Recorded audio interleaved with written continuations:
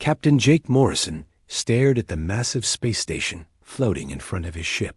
The USS Liberty had traveled for 3 months to reach this place, and now he could see why the aliens called it Council Central. The station was bigger than anything humans had ever built. It looked like someone had taken 12 different cities and stuck them together in space. "Captain, we're getting a signal from the station," said Lieutenant Commander Ryan Burke from his position at the weapons console. Burke was a tough man with scars on his hands from the war on Mars. He didn't trust aliens, and he made no secret of it. "Put it through," Morrison said. He straightened his uniform and tried to look professional. This was humanity's first real meeting with the galactic community. Earth had spent 200 years trying to build faster-than-light engines, while other species had been traveling between stars for thousands of years. The view screen showed a tall, thin alien with blue skin and forearms. Its voice sounded like wind through metal pipes. "Human vessel, you will dock at port 17. Do not deviate from the flight path. Any weapons systems must be powered down immediately." Morrison nodded to his crew. The Liberty's guns went quiet, but Burke kept his finger near the activation switch.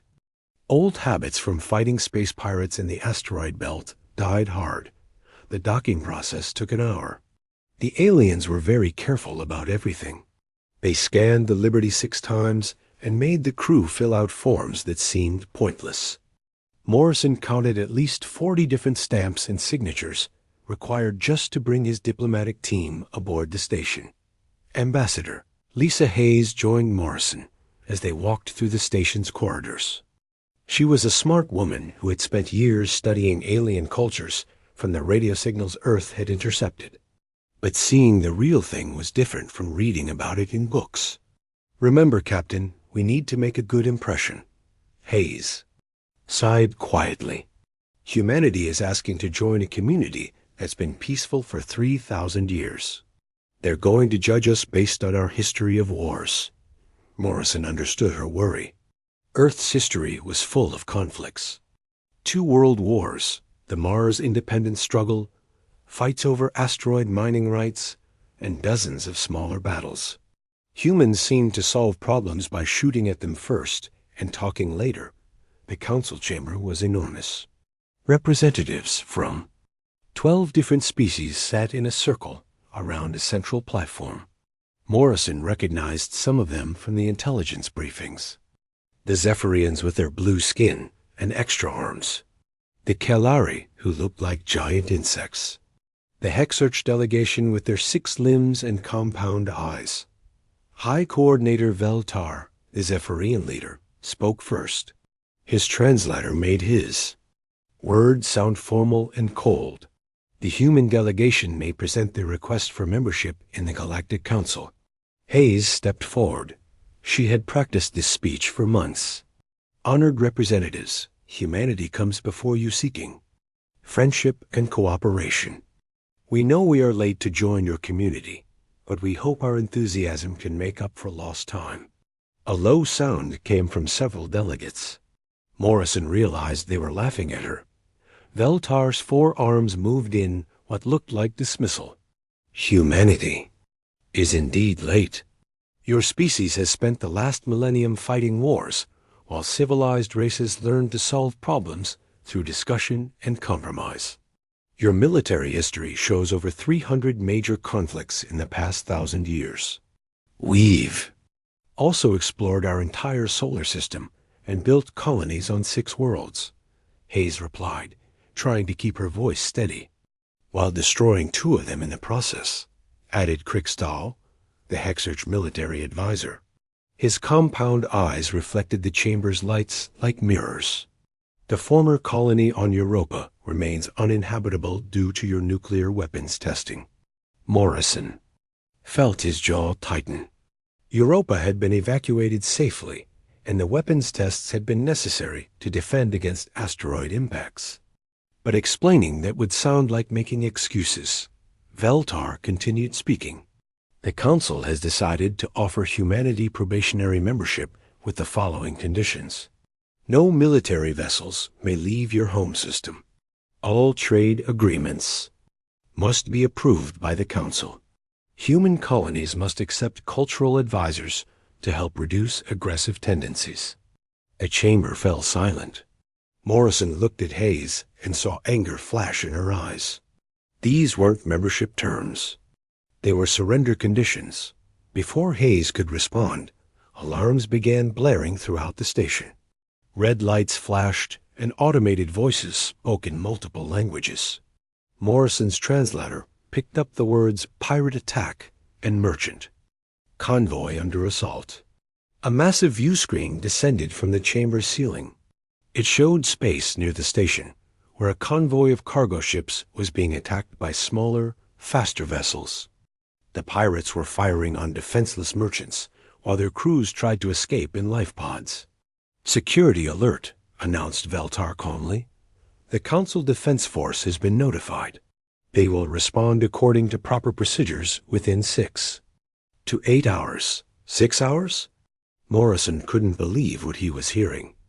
Those ships will be destroyed in 6 minutes. Krickstahl's compound eyes focused on Morrison. Proper military response requires careful planning, Captain. We do not rush into battle like primitive warriors. Morrison watched the screen as another merchant ship exploded. He thought about the families aboard those vessels, the workers just trying to make a living hauling cargo between worlds. The pirates were getting closer to ships carrying civilians. He made his decision. "Urk, fire up the Liberty's engines." Full combat power.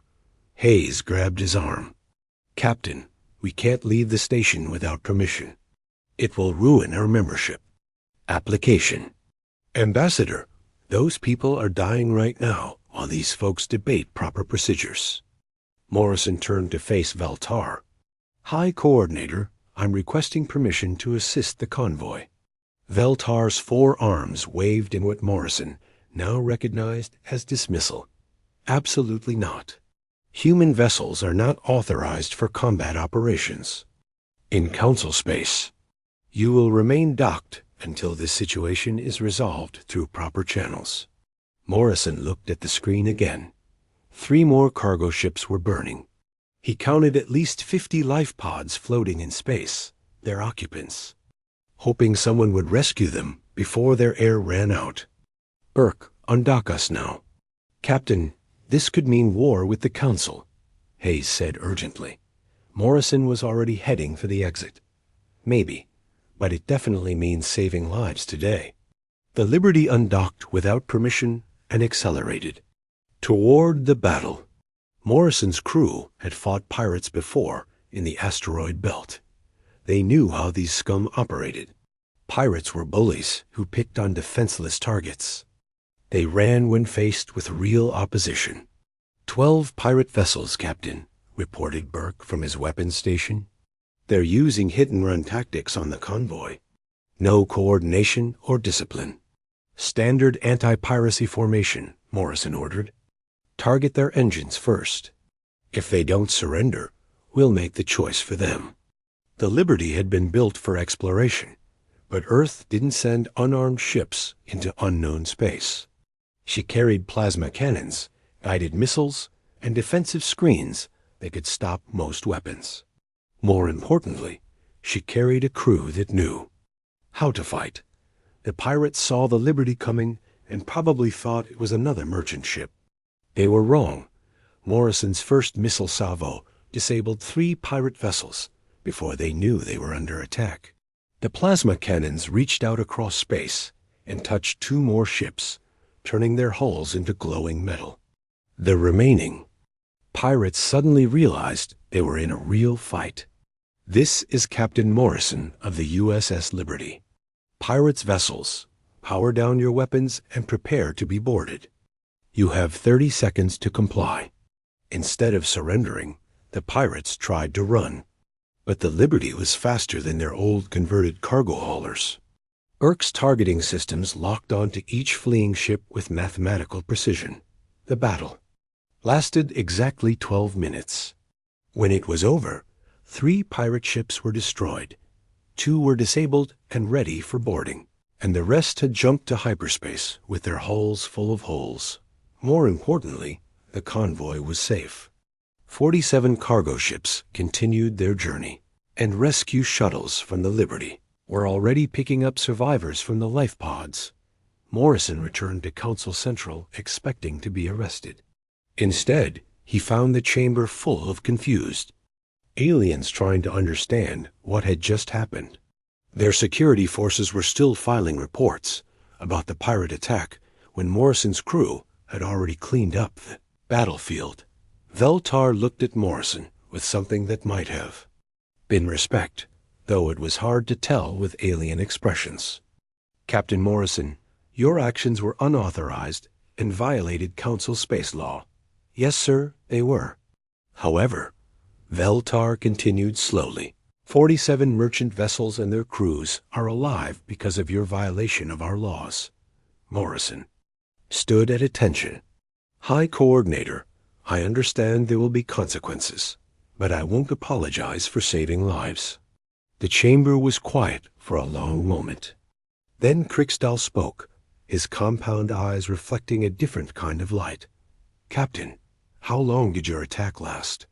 12 minutes from first shot to last surrender, sir. Another long silence. The Council had taken 6 hours just to decide whether to respond to the attack. Morrison's crew had ended it in 12 minutes. Hayes stepped forward. 6 months after the pirate incident, humanity's reputation had spread across the galaxy like wildfire. The official Council reports called humans dangerously aggressive and prone to violent solutions. But merchant captains told a different story in the bars and trading posts scattered throughout Council space. Captain Zara Velmoth, a Kelari trader with 30 years of experience hauling cargo between worlds, was typical of many merchants. She had lost 3 ships to pirates over the past decade, while Council security forces filled out paperwork and scheduled committee meetings. When she heard that humans were escorting convoys through the dangerous sectors, she immediately requested their protection. The humans don't talk much, she told other captains at the trading station above Kepler 186c. They just fly alongside your convoy and wait. When pirates show up, the shooting starts immediately. No warnings, no negotiations, no forms to fill out. Just dead pirates and safe cargo. Word of mouth traveled faster than official Council communications. Soon, merchant requests for human escorts were flooding Earth's diplomatic offices. The problem was that Earth only had exploration ships in Council space, not proper military vessels. That changed when Colonel Amy Carter arrived aboard the USS Defender. The Defender was Earth's first official warship to enter Council space. She was bigger than the Liberty, faster than most alien vessels, and carried enough weapons to fight a small war. Her hull was painted in the gray and blue colors of the Earth Defense Force, and her crew of 200 included some of Earth's best soldiers and pilots. Colonel Carter was a professional military officer who had spent 15 years fighting in conflicts across human space. She was calm under pressure, smart about tactics, and absolutely unwilling to back down from a fight. When Council Central ordered her to dock for weapons inspection and compliance review, she politely declined. Council Central Control, this is Colonel Carter aboard the USS Defender. We're here on a diplomatic mission, but we're not disarming our ship. Earth vessels maintain defensive capability at all times. The response came from Kriksdal, the Hexarch military advisor who had questioned Captain Morrison 6 months earlier. His compound eyes glittered with annoyance as he appeared on Carter's view screen. Colonel Carter, Council regulations require all military vessels to have their weapons sealed and monitored while in our space. This is not negotiable. Carter looked at her tactical officer, Major Pete Sullivan, who had served with her in 3 different campaigns. Sullivan shrugged and shook his head slightly. They both knew that disarming their ship was not going to happen. Military Advisor Krixtal, the Defender has never fired on a council member or threatened council property. Our weapons are for defensive purposes only. We will not seal them. Krixtal's 6 arms moved in. What Carter was learning meant extreme irritation. Colonel, if you refuse to comply with our regulations, we will be forced to impound your vessel. Carter smiled, but it wasn't a friendly expression. Sir, you're welcome to try. But I should mention that Earth has 40 more ships just like this one waiting at the edge of council space. They're very interested to see how this conversation ends. The transmission cut off abruptly. Carter knew that Krixtal was probably calling an emergency session of the Council Military Committee. They would debate and argue for hours about proper procedures, while real problems went unsolved. 3 days later, those real problems arrived in the form of a crisis on New Ceres. Ceres was an agricultural world with over 1 billion inhabitants. The planet grew food for 12 other systems and was considered one of the Council's most important colonies. It was also currently under blockade by Vorthan separatist rebels who wanted independence from the Council government. The rebels had captured the orbital stations around New Ceres and were stopping all food shipments from leaving the planet. More importantly, they were preventing supply ships from reaching the surface. The planet's population was facing starvation within months. High Coordinator Vel Tar called an emergency session of the full Council. Representatives from all 12 species gathered to discuss the crisis. Carter was invited to observe, though she was not allowed to participate in the debates. She listened for 6 hours as alien diplomats argued about proper response procedures. The Zephyrians wanted to negotiate with the rebels. The Kellari suggested economic sanctions. The Altarians proposed a complete trade embargo until the rebels surrendered. Finally, Krixtal presented the military committee's recommendation. The Council Defense Force estimates that a careful, methodical approach to breaking the blockade will take approximately 6 months. This timeline ensures minimal casualties and allows for proper diplomatic solutions. Carter couldn't stay quiet. Any longer? 6 months? Those people will be dead in 6 months. Veltar's 4 arms waved dismissively.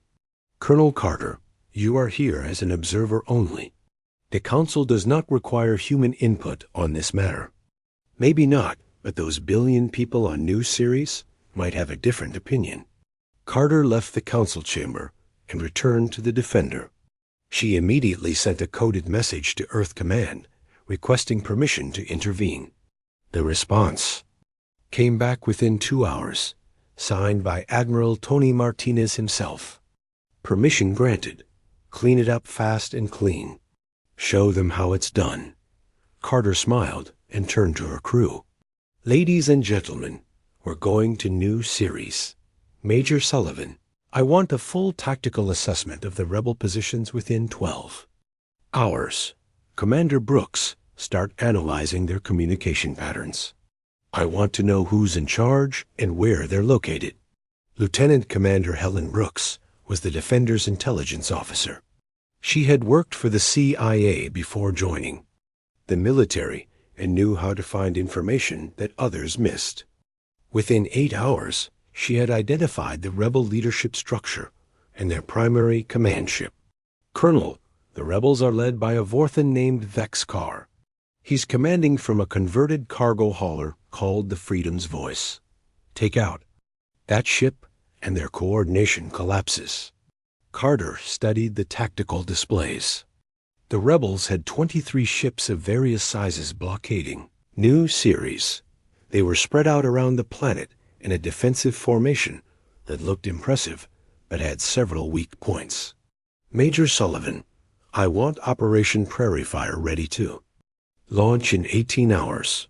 We're going to hit them fast and hard before they know what's happening. The Defender wasn't alone. 3 other Earthships had quietly moved into the system. The cruiser USS Yorktown, the destroyer USS Lexington, and the fast attack ship USS Hornet. Together, They represented more firepower than the Council had deployed in the past 50 years. Operation Prairie Fire began at 0600 ship time. The 4 Earth vessels approached New Ceres from different directions, using the planet's gravity well to mask their approach. The rebels detected them too late to organize proper resistance. Carter's plan was simple and brutal. The Defender and Yorktown would engage the rebel command ship and its escorts. The Lexington would neutralize the orbital stations. The Hornet would sweep up any rebels trying to escape. The battle lasted exactly 72 minutes from first shot to final surrender. Rebels had expected to fight Council forces that would spend hours negotiating and warning them before attacking.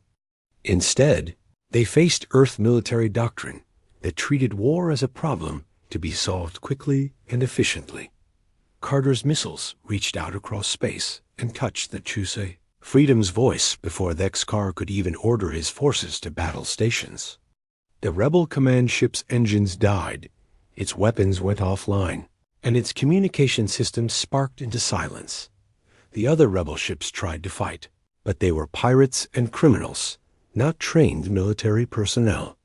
When faced with coordinated attacks from professional soldiers, they broke ranks and tried to run. Most of them surrendered when they realized that Earth ships were faster than anything they had dot by the end of the operation. 18 rebel ships had been captured, 3 had been destroyed when they refused to surrender, and 2 had escaped with severe damage.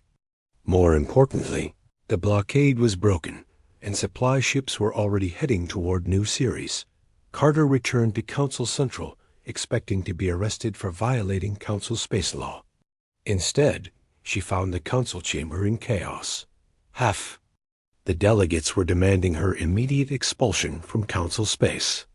The other half were quietly asking how Earth had managed to solve in 3 days a problem that the Council couldn't handle in 6 months. Veltar looked exhausted as he addressed Carter. Colonel, your unauthorized military action has violated 17 different Council regulations and 3 interstellar treaties. Yes, sir, it has. However, the population of New Ceres is no longer facing starvation, and the rebel threat has been neutralized with minimal casualties. Carter stood at attention. High Coordinator, 12 rebels were wounded during the operation. None were killed. 0 civilians were harmed. The rebel leadership is available for trial whenever the Council is ready.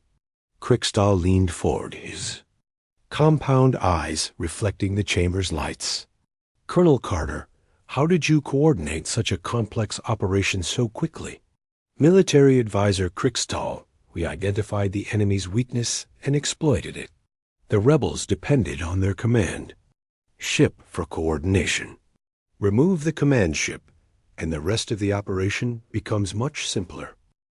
1 year after humanity's first contact with the Galactic Council, Captain Sam Rodriguez commanded a small fleet of human ships patrolling the void sector. This region of space had been a problem for the Council for over 50 years. Pirates, smugglers, and criminals of every species used it as their base of operations because Council forces couldn't maintain order there. The USS Frontier was Rodriguez's flagship, a heavy cruiser built specifically for long-range patrol duties.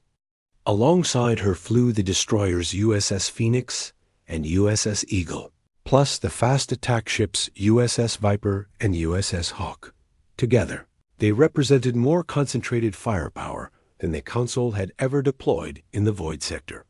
Rodriguez was a veteran of the Mars Independence War and the Asteroid Belt campaigns. He understood how criminals thought and how they operated.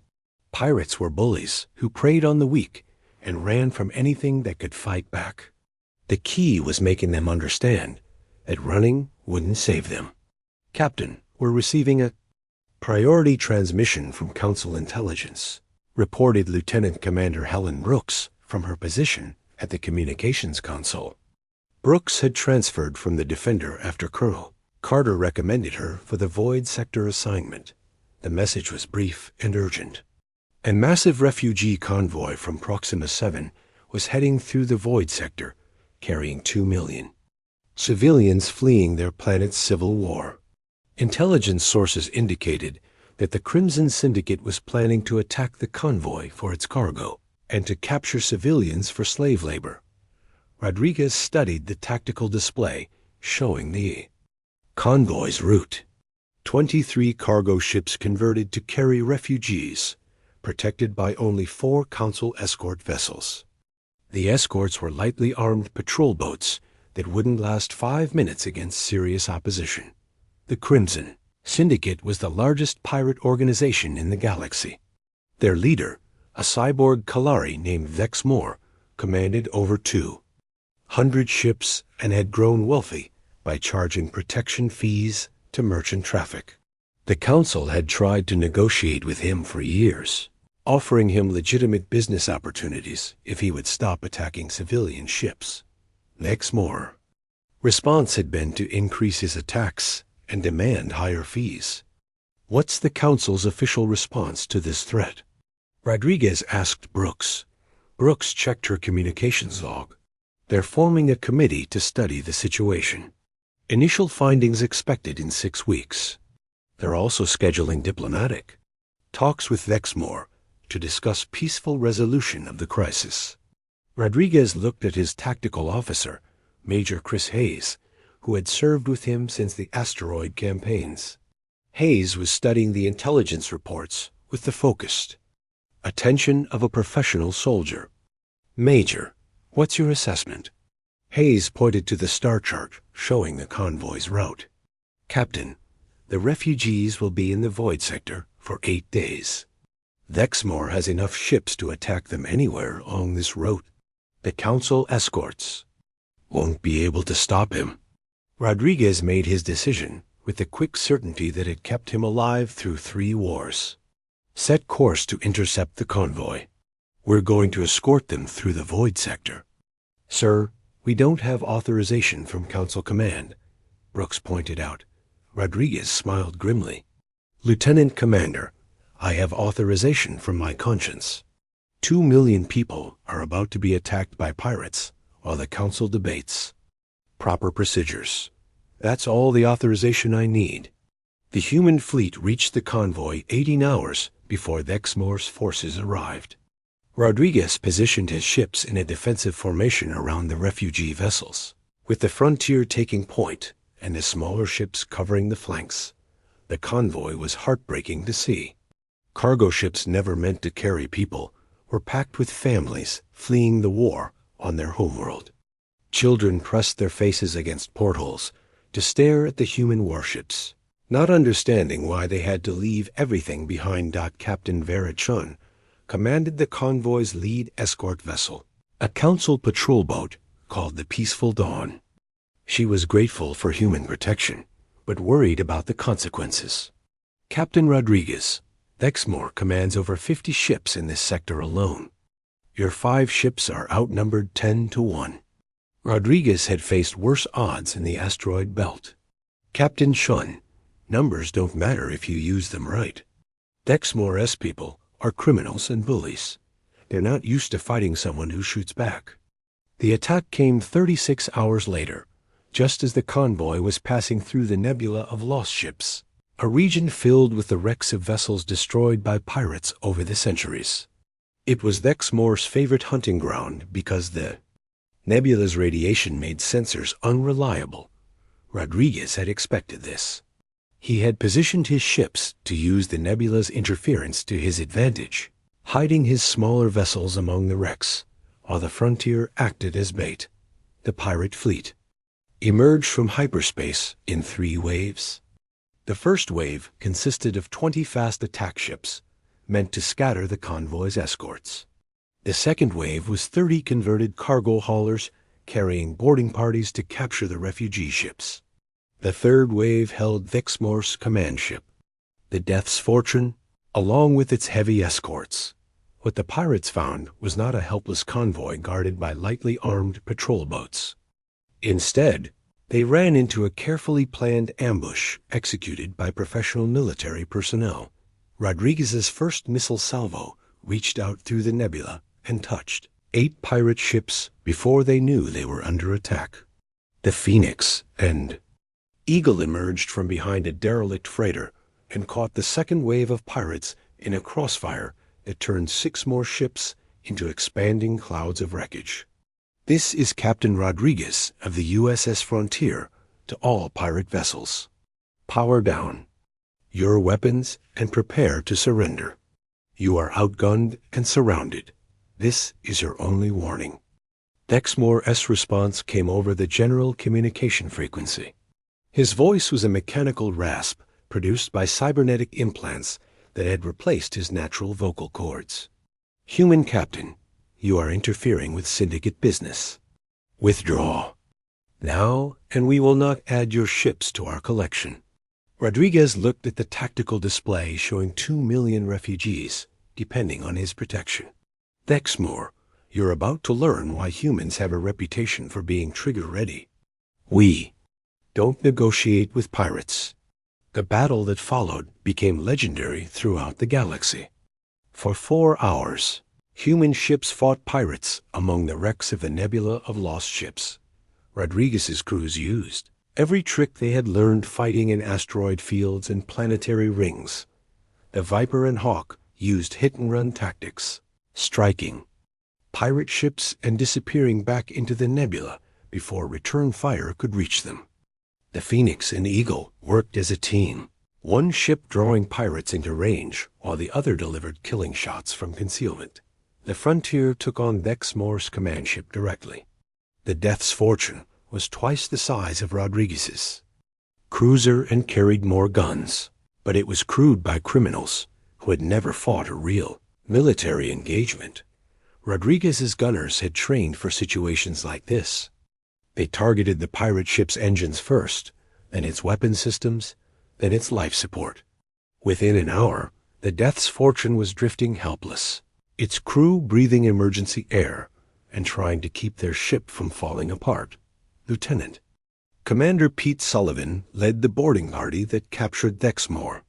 Sullivan had served with Colonel Carter on the Defender and knew how to fight in close quarters. His Marines stormed through the pirate ship's corridors with the methodical efficiency of soldiers who had done this before. They found Dexmoor on his command deck, surrounded by his remaining loyal followers. The cyborg pirate leader was still trying to rally his crews over the young communication system when Sullivan's team broke down the door. Dexmoor, you're under arrest for piracy, murder, and attacking civilian vessels, Sullivan announced as his Marines secured the bridge. The pirate leader's cybernetic eyes glowed red with fury. You humans think you can impose your will on the galaxy through violence. The Council will never accept your methods. Sullivan looked around at the command deck filled with stolen goods and slave collars. Maybe not, but 2 million refugees are going to reach safety because of our methods. That seems more important than Council approval. When the battle ended, the results spoke for themselves. 57 pirate ships had been captured. 34 had been destroyed when they refused to surrender, and the rest had fled into hyperspace with damaged hulls and broken spirits. More importantly, every refugee ship in the convoy continued its journey unharmed. The families fleeing Proxima 7 would reach the safety of Council space because human ships had been willing to fight for them. The Council's reaction was predictably mixed. Progressive delegates like Zenara argued that humanity's methods, while brutal, achieved results that the Council's diplomatic approach never could. Conservative delegates demanded that humanity be expelled from Council space for their militaristic expansionism. High Coordinator Veltar found himself in the middle of a debate that threatened to split the Council apart. Some species wanted humanity as their protector. Others saw them as a threat to the peaceful order that had existed for millennia. The debate raged for weeks while Rodriguez's fleet continued patrolling the Void Sector. Merchant traffic through the region increased by 300% as word spread that human ships were keeping the trade routes safe. 18 months after humanity's first contact with the Galactic Council, The galaxy faced its worst crisis in over 1,000 years. The hegemony of Scar had emerged from the outer rim like a plague of locusts, attacking 12 council worlds. Simultaneously with tactics and technology that overwhelmed traditional defenses. High Coordinator Veltar stood in the council chamber, watching reports of devastation pour in from across their territory. Visha Prime, one of the council's most heavily defended worlds, had fallen in less than 24 hours. The Scar fleet had punched through orbital defenses that should have held for months. The hegemony was everything the council was not. Where the council debated, the Scar acted. Where the council sought compromise, the Scar demanded surrender. Their ships used advanced shielding technology that made council weapons nearly useless, and their disciplined fleet tactics suggested military experience far beyond anything the council had faced. Veltar's forearms trembled as he read the casualty reports. 3 billion council citizens were under Scar occupation. More attacks were coming, and council forces had proven completely unable to stop them. For the first time in his long diplomatic career, Veltar faced a simple choice: swallow his pride and ask the humans for help, or watch his civilization burn. The call came to Earth at 03:00 Washington time.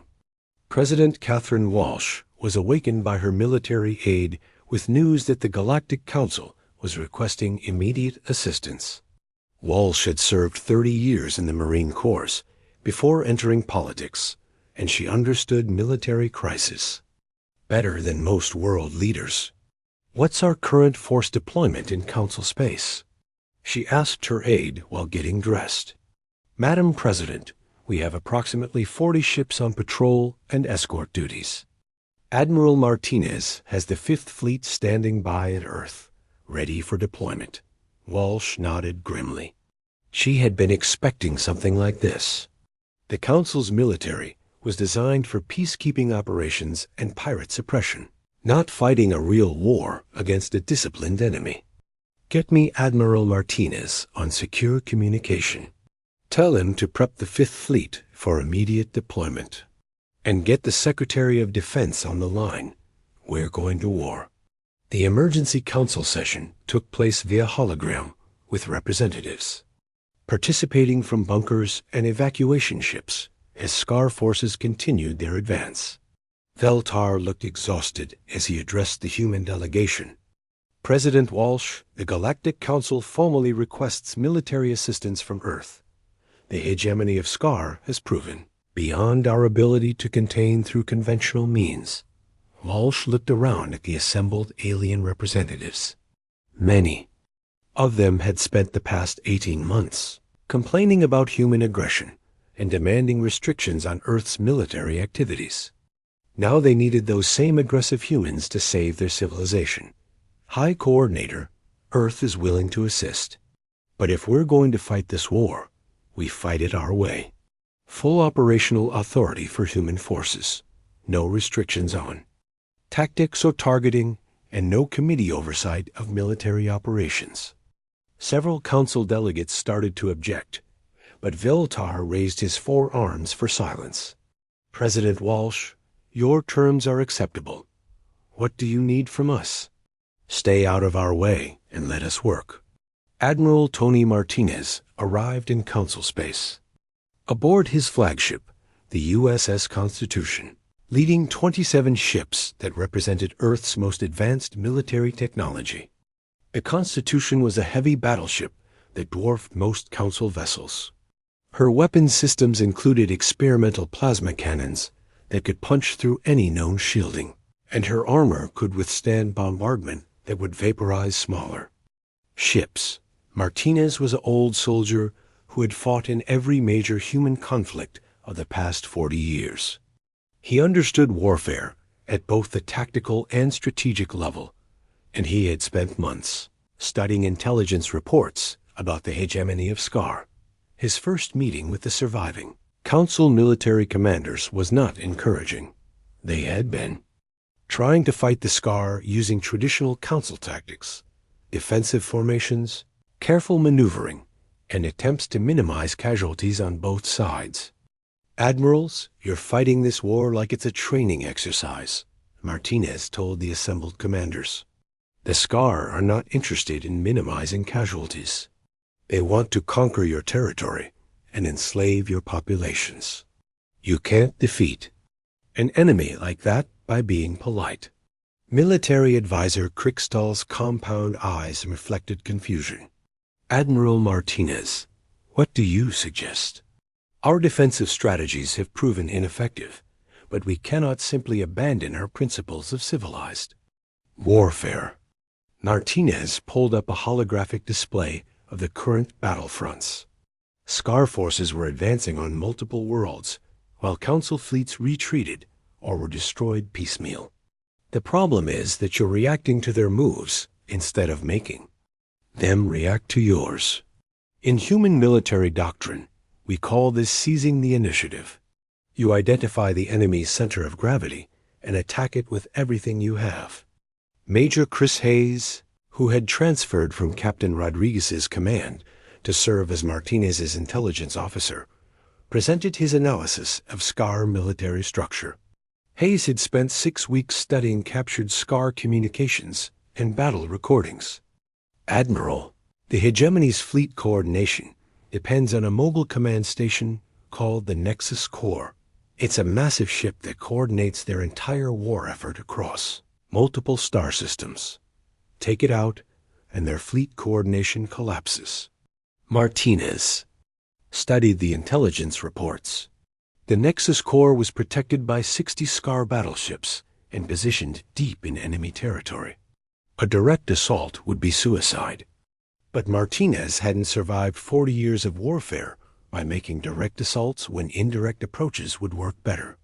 "Major Hayes, show me every Scar supply depot, communication relay, and staging area within 50 light years of their main fleet."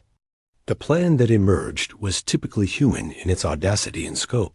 Operation Sherman's March would involve simultaneous attacks on 17 different star systems, forcing the Scar to spread their defenses while human forces struck at the heart of their command structure.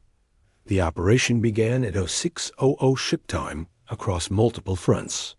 Human task forces hit Scar supply lines, destroyed communication networks, and eliminated staging areas with surgical precision.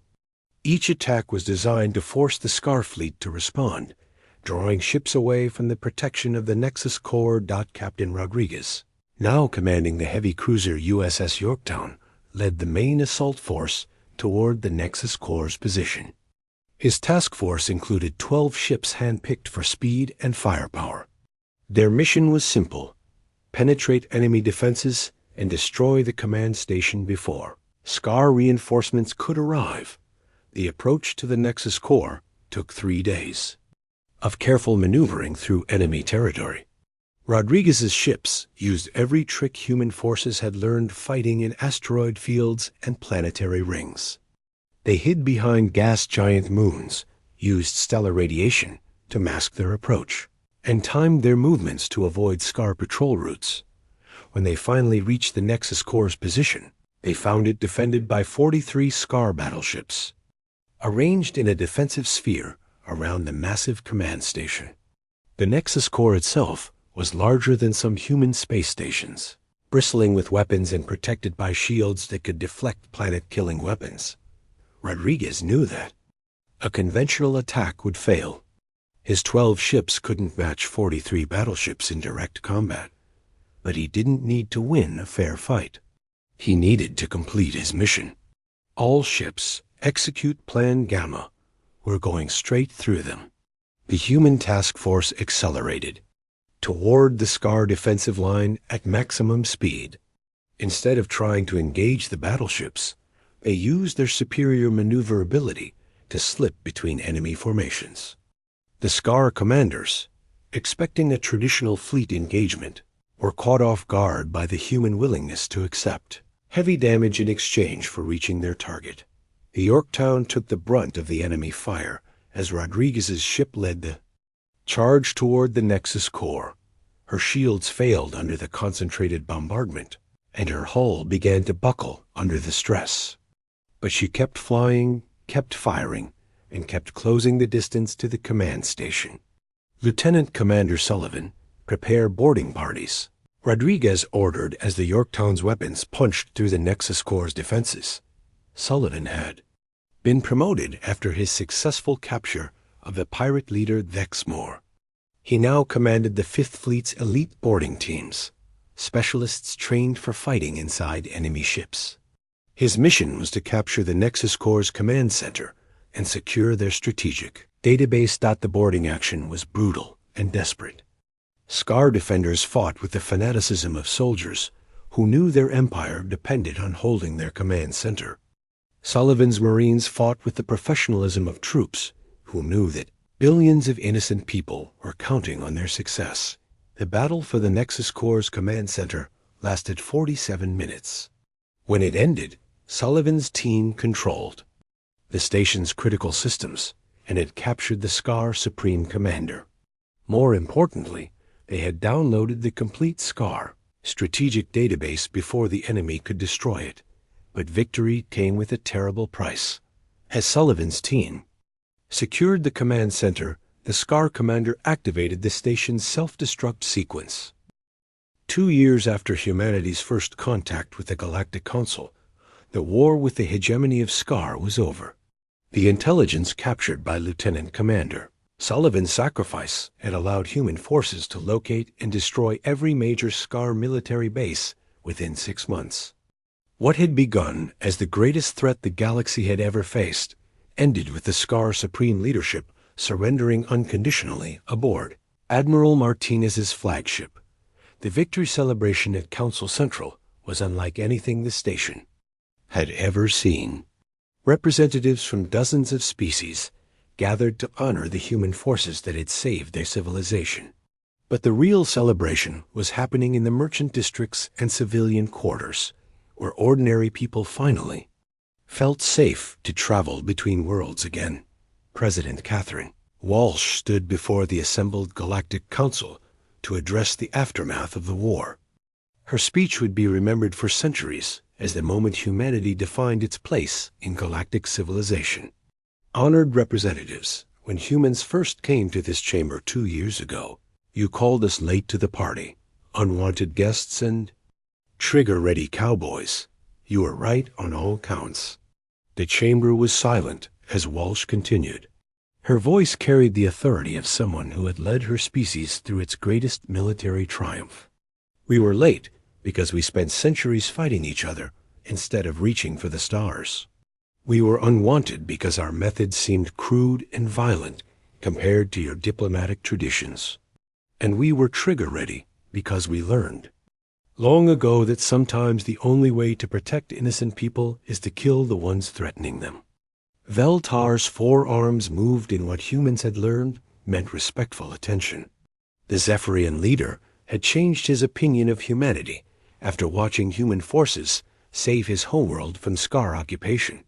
What you didn't understand, Walsh continued, is that sometimes being late means you arrive exactly when you're needed most. Sometimes unwanted guests tell uncomfortable truths that need to be heard. And sometimes trigger-ready cowboys are exactly what's required when wolves come calling.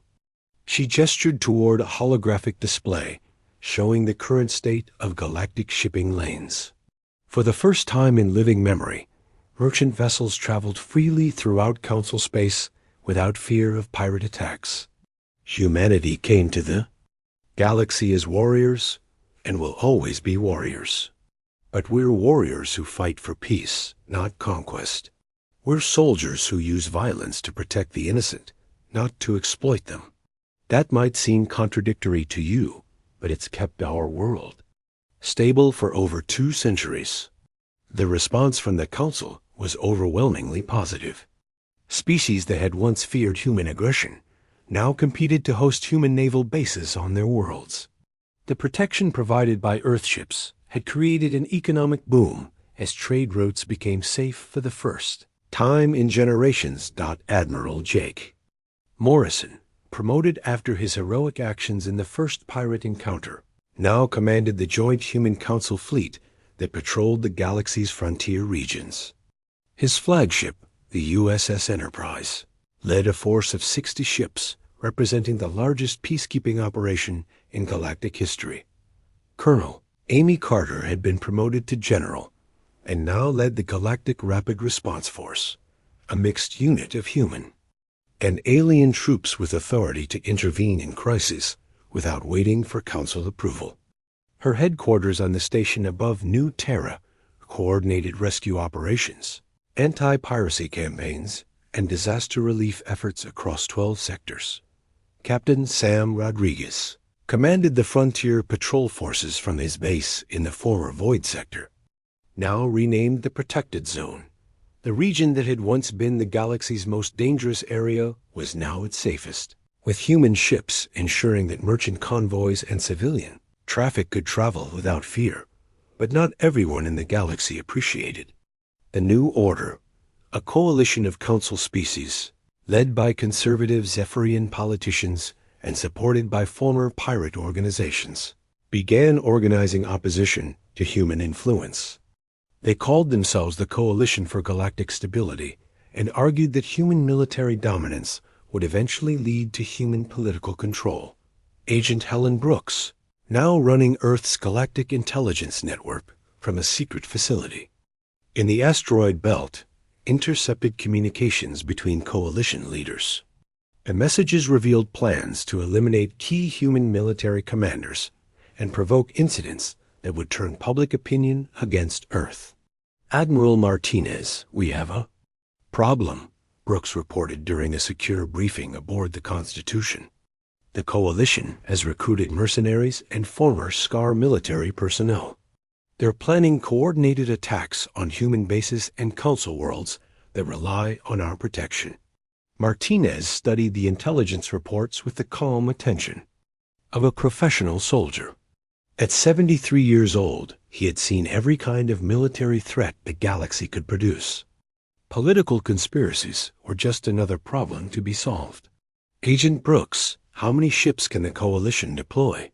Approximately 200 vessels of various classes, Admiral. Most are converted civilian ships with military modifications. But they also have access to 12 captured SCAR battleships that were being held for war crimes trials. Martinez nodded thoughtfully. 200 ships sounded impressive, but most of them would be poorly trained crews using mismatched equipment. The real threat was political rather than military. General Carter, what's your assessment of their ground operations capability? Carter had been studying the coalition's personnel files. Admiral, they've recruited about 15,000 mercenaries and former military personnel from various species. Their leadership includes several former Council Defense Force officers who were dismissed for corruption or incompetence.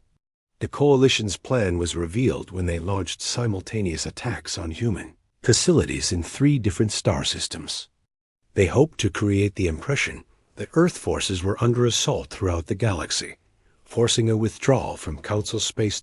Instead, they discovered why human military doctrine emphasized speed and overwhelming response to any threat. Admiral, Morrison's Frontier Fleet responded to the attack on Kepler Station within 4 hours. The coalition forces had expected to hold the station for days while broadcasting propaganda about human vulnerability. Instead, they found themselves facing disciplined military units that treated their attack as target practice. General, Carter's rapid response teams deployed to protect the civilian populations on the worlds under attack. Her mixed human-alien units demonstrated the cooperation that had developed between Earth forces and their Council allies over the past 2 years. Captain Rodriguez led the counterattack against coalition forces in the Protected Zone. The pirates and mercenaries who had joined the coalition discovered that the human reputation for ruthless efficiency was not exaggerated. Rodriguez's ships hunted down every coalition vessel in his sector within 72 hours. The coalition's military campaign collapsed in less than a week. Their political leadership was captured, their mercenary forces scattered, and there, Stolen Scar battleships were either destroyed or recaptured by human forces. But the real victory was not military. During the Coalition attacks, civilian populations throughout Council space had seen human forces rushing to protect them, while their own leaders debated proper responses. The contrast between human action and Council hesitation convinced most. Species that Earth's protection was worth preserving. Valtar addressed the final session of the crisis with words that would reshape galactic politics for generations to come. The Coalition for Galactic Stability claimed that human influence would destroy our peaceful civilization. They were correct. The civilization we had before humanity arrived was not truly peaceful. It was merely quiet. The difference is that peace requires the will to fight for it, while quietness only requires the willingness to ignore problems. He gestured toward displays, showing crime statistics, trade volume, and civilian casualty reports from across Council space. Every metric showed dramatic improvement since human forces had begun patrolling galactic shipping lanes. Humanity has not destroyed our peace. They have created real peace for the first time in our history. Trade flows freely because pirates fear human warships. Civilians travel safely because human forces respond to distress calls in hours rather than weeks. Wars end quickly because human military doctrine seeks decisive victory rather than prolonged negotiation. The final vote was overwhelming. The Galactic Council formally requested that Earth establish permanent military bases throughout their territory and take primary responsibility for galactic security operations. President Walsh accepted the responsibility with the same directness that had characterized human involvement in galactic affairs from the beginning. We came to the galaxy looking for friends and found people who needed protection. We offered our help and discovered a community worth fighting for. Earth accepts the responsibility of galactic peacekeeping, but we do it as partners, not conquerors. Admiral Martinez stood on the bridge of the Constitution, watching human ships deploy to their new permanent stations throughout Council space. The old soldier had seen humanity transform from an isolated species into the galaxy's primary peacekeeping force in just 2 years. Agent Brooks joined him at the observation deck. Admiral, do you think we've changed the galaxy, or the galaxy has changed us?